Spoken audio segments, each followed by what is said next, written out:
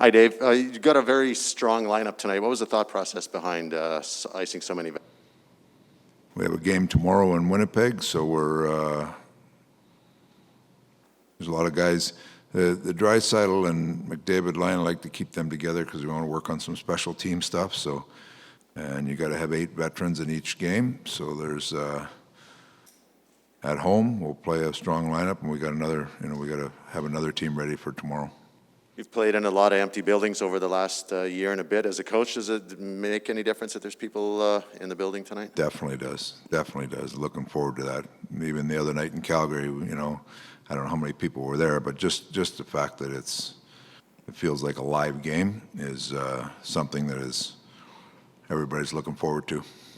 Can you talk to what Colton Sceviour brings to the team? It looks like he's fairly versatile. Yeah, he is. He's played some center. He's told me he's played a lot of left wing the last couple of years, and he plays right wing, obviously a right shot. So he's one of those utility guys. He's been around the league a long time, understands his role, and he played well the other night. We'll see how he goes tonight, and we'll give him a lot of action before we can make a decision on him. You've got lots of penalty killers on your team, or players who can kill penalties. He's one more. Are you anticipating then that you're like Leon won't, or Nuge rather, won't kill penalties this year? No, I think Nuge will still be involved in it. Nuge is a good penalty killer.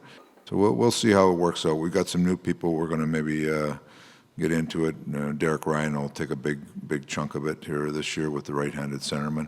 So, it's early in camp. We're going to look at a lot of people. McLeod can kill. Benson started to kill a little bit last year. So we'll look at a lot of people in camp here and come up with what we think is the best equation to make sure our penalty killing stays strong. Dave, with that being said, over here, Dave, on your penalty kill, you got a lot of the guys who killed lots last year who aren't here, and maybe if Archibald isn't here, he's another one. The chemistry on your penalty kill, how important is that? How long you were a penalty killer? How long does it take for guys like Ryan and maybe Fogle and them just to get used to each other on the timing aspect? Well, we'll see. Hopefully, our structure is not really complicated, and there's certain things that we look for and want our players to do. So hopefully, they'll come along quick. But like I say, we'll try to get them up and going as quick as we can. We've got, with as many 5 games in 7 days here, you're going to get a little bit of it. But next week we'll have a good dose of trying to get our pairs together, get some rhythm together. We're going to spend next Sunday is going to be a whole special teams day in practice and after the game against Winnipeg. So we'll get some pairs together, and you got to see how the rhythm goes, see who's capable of doing what we want to do, and then we'll get some pairs together and see if we can get it going the right way. When you have certain players who are battling for some openings, I think it's pretty obvious which ones those are. Do you like having those guys in the same game together? You get a better sometimes. Does that help the competition, do you find? Yeah, sometimes it does. You get them in the same role. There's people that you're looking at and see how they react and see how they play in certain situations. But it's they're going to get enough time in exhibition here. We'll get a good read on them, and we have a good read on them already. It's just you're looking for that little intangible that they bring to the roster, and we'll see where it all pans out at the end. Dave, you mentioned, right here. You mentioned Tyler Benson and his ability to kill penalties, and that he did it last year. Does he have to kill penalties to be on this team? Nobody has to kill penalty. What do you mean? Does he have to? Does he have to be part of the penalty killing rotation for him to have a spot on the team? No, he could be a 50-goal scorer and he'd be on the team. Fair.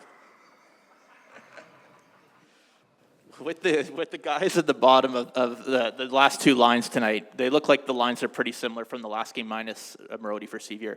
Yeah. You said you are going to do some mixing and matching. When do you think that'll take place, and do you like the comfortability of having a couple of those lines together, at least to start, to see what they can do? Well, you're trying to put people in the position that you're going to play them in the role that they are, and that's both those lines are guys and it could be a little bit of special teams, could be just a stabilizing line. Kyle Turris we're trying on wing, and we think he could really help a second power play unit. So there's different intangibles that each guy brings there, but ultimately we're looking for more balance through. So you You're looking for people that maybe have the ability to contribute a little more offensively. Could play you're looking for sometimes a shutdown line, penalty killers, some secondary power play, some size. I mean, there's a lot of different factors you look for there. You got a real good power play for a while now. You add a player like Hyman net front, in what you know about him, what you've seen about him, what can he add to an already pretty powerful unit? Well, hopefully he can continue to, like you say, our power play's been good. Chason and Neil did a pretty good job the last couple of years, but he comes in and has played that role in Toronto before, and we look at him as a top guy in finding pucks around that net, and there'll be some work to get him meshed in, but him and Jesse will take kind of that role that Neil and Chason had last year. So hopefully they can jump in and help the thing continue to have success.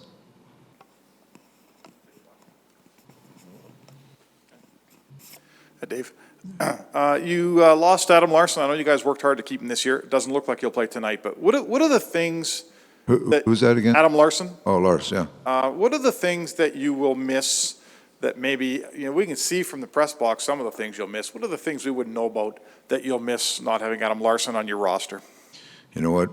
First of all, he's a real good person, real good leader in our room, so you're going to miss some of that. He was a real stabilizing guy. Wasn't overly vocal, but, he showed up to play every day, and he worked hard every day and practiced hard.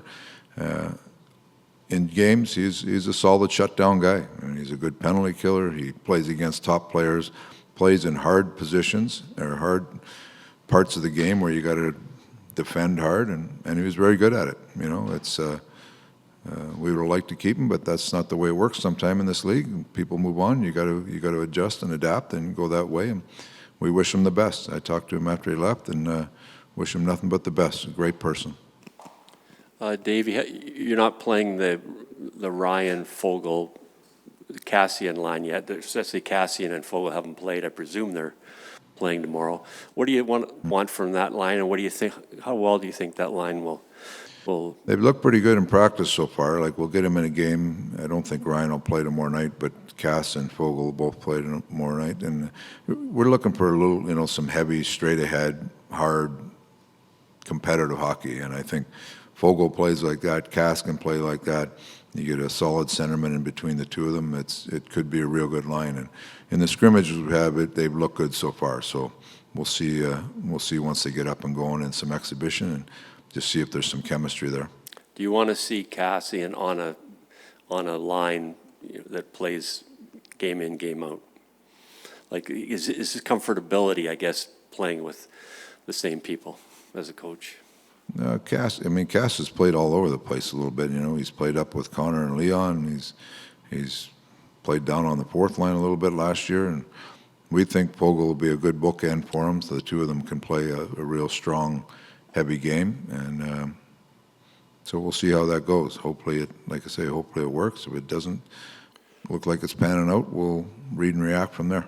And Cassian is the only player that I can think of from last year's team that does not take part in either special team.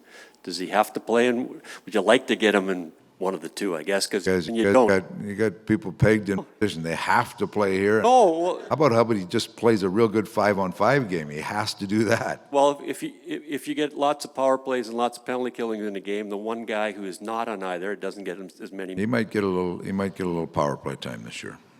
That's still being discussed because Fogel's in the same position he is. Like, there's times when your power play you need big guys in front of the net, and where you go with it. So I wouldn't rule him out of that by any stretch, but Cass is a guy, he can have an impact 5-on-5.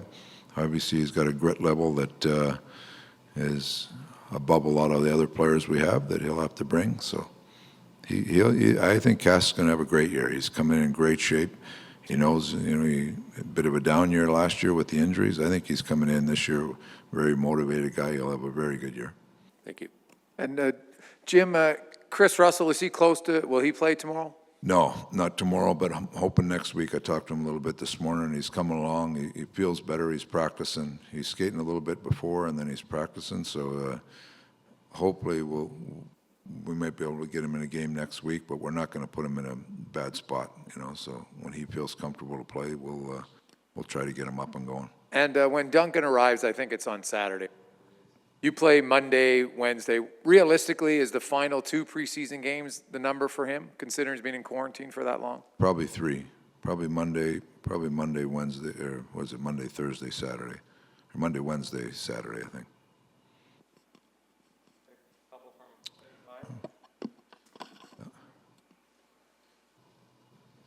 Guys, how we doing? Hi, Dave. See you in a while. Chris Daniels from Seattle. Yeah. Hi.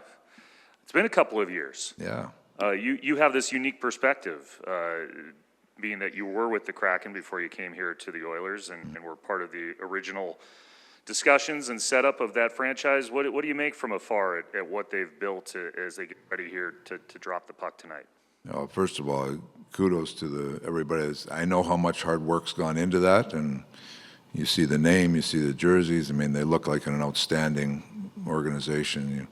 I haven't seen both the practice rink or the main rink yet. Be looking forward to seeing those. But the early designs of some of those things that I was involved with, it'll be intriguing to see. But I think it's going to be a fantastic franchise, just from ownership to management.